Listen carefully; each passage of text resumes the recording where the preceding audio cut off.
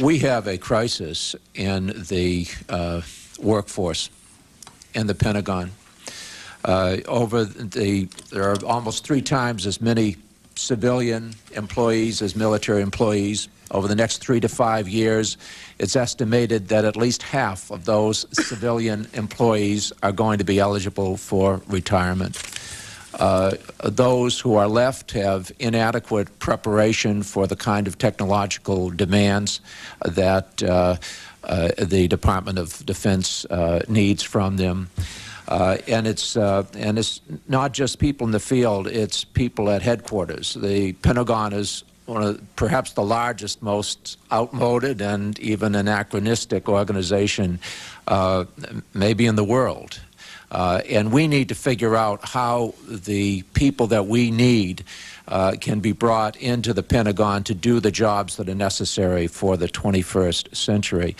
Over the last 7 years, there has been a Reinventing Government initiative where several 100,000 federal civilian employees were dismissed, they retired, whatever, downsized.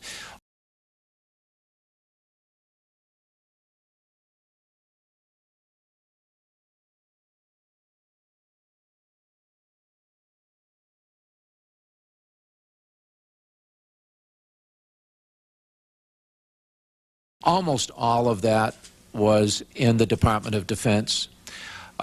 Many of those positions have not been replaced, and we don't have the people coming in that have the skills that are necessary.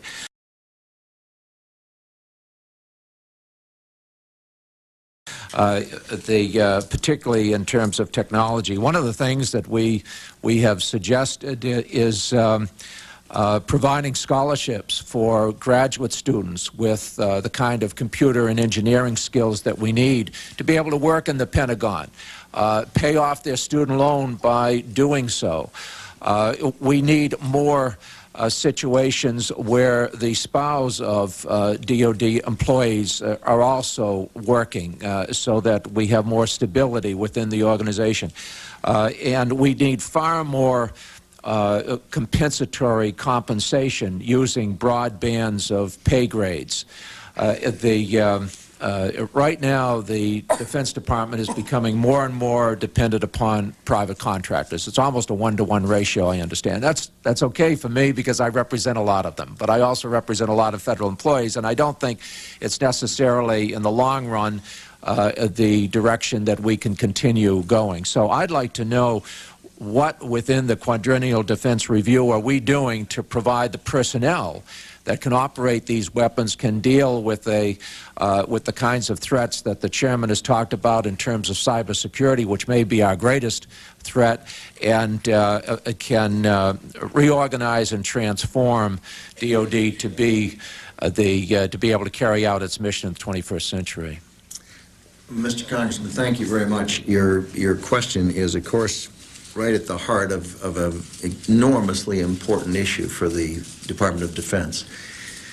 We have a panel in the Quadrennial Defense Review on this subject. We have met with it twice in the last 2 weeks. We're obviously going to have to meet with it again. It is a big, broad, complicated subject. As you know, the Department of Defense really is not in charge of its civilian workforce in a certain sense. It's the OPM, or Office of Personnel Management, I guess. There are all kinds of long-standing rules and regulations about what you can do and what you can't do. I know Dr. Zackheim's been trying to hire CPAs because the financial systems of the department are so snarled up that we can't account for some $2.6 trillion in transactions that exist, if that's believable. And yet we're told that we can't hire CPAs to help untangle it in many respects. So it's a big problem, and you're quite right. It is an aging civilian workforce, they tell me. Technically, they all look young to me. But But the fact is that some 40 or 50% are going to be eligible for retirement in the next 5 or 6 years, I'm told, and we simply have got to find ways that we can be deft and flexible enough so that we can attract and retain the kinds of people that are going to be needed for a very different civilian population in the Pentagon over the next 20 years compared to the past 20. Thank you, Mr. Chairman. Mr. Secretary, from all reports publicly and privately, including your testimony today, you've been bemoaning the fact that when you open the financial books at the Pentagon, it was a god-awful mess. I know that your agency conducted its own review of the DoD's financial management practices in a report that was made public earlier this month, and a report, if I may say so, paints a pretty grim picture, including, and I quote, the problems include the inability to consistently provide reliable financial and managerial data for effective decision-making, lack of an overarching approach to financial management, disparate systems, overly complex data requirements driven by appropriation funding rules, and goes on, convoluted business processes which fail to streamline excessive process steps, cultural bias towards the status quo. I know you're intimately familiar with all those. The question is, what are we going to do about it? Your report calls for the establishment of a centralized oversight process and the controller for implementing structural changes. I just was wondering how long do you expect the department to take to establish and implement such a system? How much might it cost? And the question often comes up, can you do it yourself in many instances without congressional action, the passage of laws? Well, it is it clearly is disturbing that the department is without the financial management systems so that you can track dollars in a way that you can feel confident when you answer someone's question as to what happened to various transactions. Every report I have seen indicates that it will take years and years and years to do the job. Now, I've asked Dr. Zackheim, who happens to be sitting on my left, to do it in less time, and I'd like him to explain how he's going to do it. Don't worry about that. Thank you, Mr. Secretary. Congressman, we did a number of things almost at the outset when I took the position. The Secretary and I discussed restructuring the front office. My principal deputy now is also double-hatted. In English, that means he has a second job, to monitor reforms in the management system. At the same time, because I recognized that it wasn't just a matter of reforming the system, it was making sure that it didn't go further off the tracks, I hired away one of your best staffers, Tina Jonas, to become Deputy Undersecretary for Management.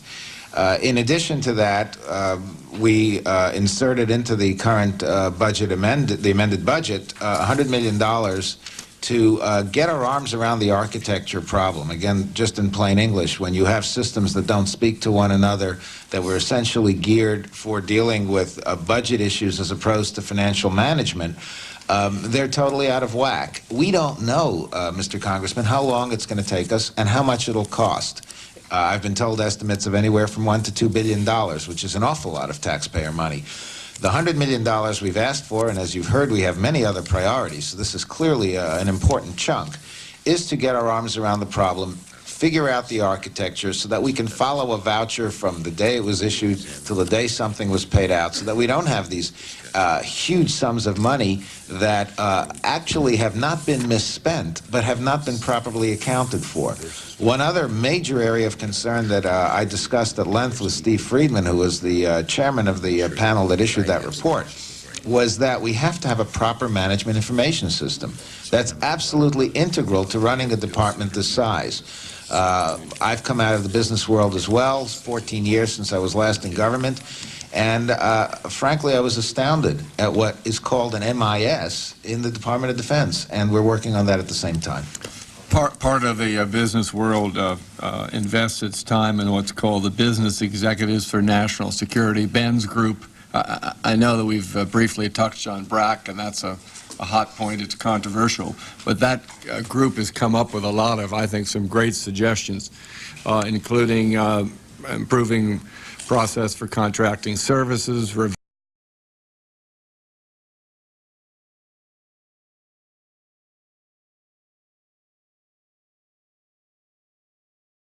revising the A76 process in terms of outsourcing competitions successfully, making the private sector the preferred provider of military family housing, making the private sector the preferred provider of long-haul defense communications, et cetera, et cetera.